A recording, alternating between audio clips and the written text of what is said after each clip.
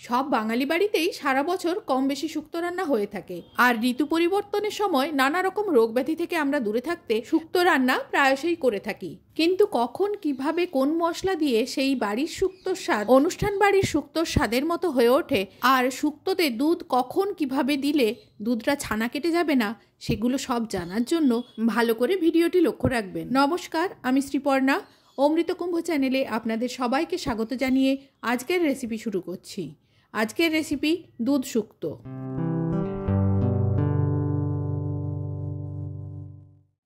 শুক্তোতে বিভিন্ন সময়ে দেওয়ার জন্য কয়েকটা মশলা আমি বেটে নেব।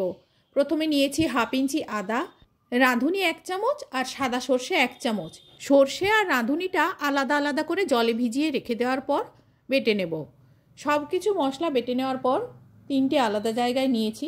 এটা রাঁধুনি বাটা, এটা আদা বাটা, আর এটা সর্ষে বাটা। শুক্তো রান্নার প্রয়োজনীয় সবজিগুলো কেটে নিয়েছি। সব সবজিগুলো আমি একই পরিমাণ করে নিয়েছি। আলু, পেঁপে, সজনে ডাঁটা, কাঁচকলা, বেগুন, রাঙা আলু আর উচ্ছে। এছাড়াও শিম, বরবটি এগুলোও ব্যবহার করা যায়। আর কয়েকটা বড়ি নিয়ে নিচ্ছি। এবারে মূল রান্নায় যাওয়া যাক। মিডিয়াম ফ্লেমে গ্যাসে একটা কড়াই বসিয়ে তাতে দিয়ে দিচ্ছি সর্ষের তেল। তেলটা গরম হলে বড়িগুলো দিয়ে দিচ্ছি। ক্রমাগত নাড়াচাড়া করে বড়িগুলো সোনালি রঙের করে ভেজে নেব। ক্রমাগত নাড়তে থাকলে বড়িগুলো সমানভাবে সব দিক ভাজা হয়। বড়ি ভাজা হয়ে গেলে একটা পাত্রে করে তুলে রেখে সরিয়ে রাখবো পরে ব্যবহারের জন্য। সমস্ত বড়িগুলো তোলা হয়ে গেলে ওই তেলে দিয়ে দিচ্ছি কেটে রাখা বেগুনগুলো। বেগুনগুলো ঢাকা না দিয়েই আমি ভেজে নেব। নাড়াচাড়া করে বেগুনগুলো ভাজা হয়ে গেলে তুলে রেখে দেব অন্য একটা পাত্রে। কড়াইতে আরও 2 চামচ তেল দিয়ে তেলটা গরম হলে উচ্ছেগুলো ভেজে নিচ্ছি। উচ্ছে খুব বেশি কালো করে ভাজবো না, হালকা ভাজা হয়ে গেলে উচ্ছেগুলো তুলে নেব। হালকা ভাজা হবে অথচ কিছুটা সেদ্ধ হবে, সেই অবস্থায় তুলে নিয়ে যে পাত্রে বেগুন রেখেছিলাম সেখানে তুলে রাখছি। উচ্ছেগুলো তুলে নেওয়ার পর যেটুকু তেল আছে ওই তেলের সঙ্গে আরও একটু তেল দিয়ে দিলাম। তেলটা গরম হলে দিয়ে দিচ্ছি এর মধ্যে 5 ফোড়ন, 2টো তেজপাতা আর একটা শুকনো লঙ্কা দিয়ে দিলাম। 5 ফোড়নে রাঁধুনি থাক আর না থাক, আমি এখানে রাঁধুনি ফোড়ন দিচ্ছি।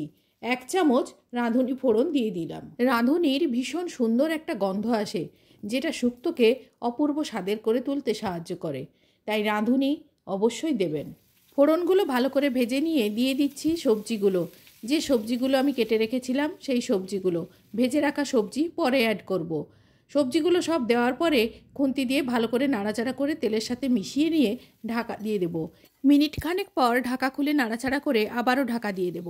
এইভাবে বারে বারে ঢাকা চাপা করে যখন সবজির গায়ে হালকা ছ্যাঁকা লেগে যাবে সেই পর্যন্ত রান্না করে নেওয়ার পরে দিয়ে দিচ্ছি এর মধ্যে পরিমাণ মতো নুন, গুঁড়ো হলুদ পরিমাণ মতো দিয়ে দিচ্ছি। কেউ যদি সাদা শুক্তো খেতে চান তবে হলুদটা অ্যাভয়েড করতে পারেন। ধনে গুঁড়ো দিয়ে দেব 2 চামচ। যে আদাটা বেটে রেখেছিলাম সেই আদা বাটা দিয়ে দিলাম।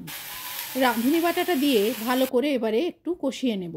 মিনিট 3-4 কষিয়ে নিলে সমস্ত সবজির সঙ্গে আদা আর মশলা ভালো করে মিশে যাবে। এরপরে দিয়ে দিচ্ছি এর মধ্যে একটু জল। যে কাপে জল মেপে দিলাম এবারে সেই কাপের মাপে দিয়ে দিচ্ছি সমপরিমাণ দুধ। দুধ দেওয়ার সময় কয়েকটা জিনিস খেয়াল করবেন। দুধটা কখনো ফ্রিজের ঠান্ডা দুধ দেবেন না, হালকা গরম দুধ দেবেন। আর দুধ দেওয়ার সময় গ্যাসের ফ্লেমটা যেন একেবারে লোতে থাকে। এবারে ভালো করে নাড়াচাড়া করে সব কিছু মিশিয়ে নিয়ে হালকা ফুট ধরা শুরু করলে ঢাকা দিয়ে সবজি সেদ্ধ হওয়া পর্যন্ত রান্না করব। মাঝে 2-1 বার ঢাকা খুলে নেড়ে চেড়ে দিতে হবে। মিনিট 3-4 রান্না করে নেওয়ার পরে যখন সবজি 90%-এর একটু বেশি সেদ্ধ হয়ে যাবে তখন দিয়ে দেব এর মধ্যে ভেজে রাখা বেগুন আর উচ্ছে। উচ্ছে ভাজার সময়ে আপনাদের বলেছিলাম উচ্ছেটা কতটা পর্যন্ত ভেজেছি। এবারে এর মধ্যে দিয়ে দিচ্ছি সর্ষে বাটা। সর্ষে বাটা দেওয়ার পরে সব কিছু আবারও একবার ভালো করে মিশিয়ে নেব। তারপর ঢাকা দিয়ে মিনিট খানেক রান্না করে নেব। সবজি পুরোপুরি সেদ্ধ হয়ে যাওয়ার পর দিয়ে দিচ্ছি এর মধ্যে সামান্য পরিমাণ চিনি। চিনিটা ভালো করে সবজির সাথে মিশিয়ে নিয়ে দিয়ে দিচ্ছি এর মধ্যে ঘি।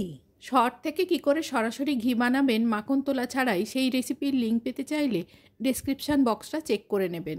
ঘিটা মিশিয়ে নিয়ে সবশেষে ভাজা বড়িগুলো দিয়ে দেওয়ার পর ঢাকা দিয়ে গ্যাসটা অফ করে দিচ্ছি। বড়ি আগে দিলে বড়িটা খুব নরম হয়ে যাবে, খেতে ভালো লাগবে না। গরম ভাতের সাথে এইভাবে রান্না করে পরিবেশন করে দেখুন, একেবারে অনুষ্ঠান বাড়ির স্বাদের মতোই লাগবে। আজ এই পর্যন্ত, সবাই ভালো থাকবেন, ধন্যবাদ।